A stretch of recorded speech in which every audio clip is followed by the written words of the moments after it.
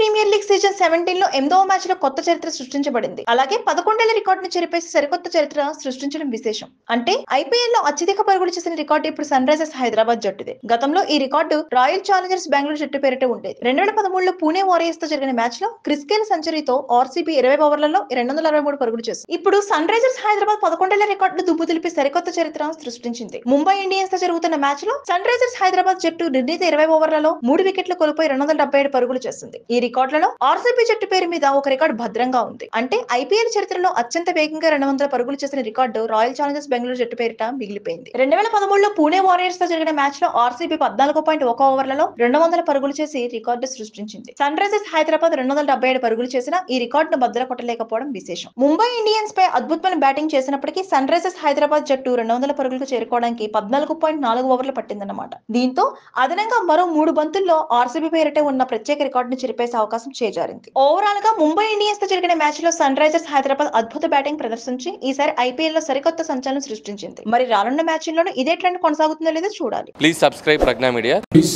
like, share, subscribe to Pragna Media. Pragna Media, please do like, share and subscribe. Please subscribe to Pragna Media. Please like, share and comment if you like the video. Pragna Media.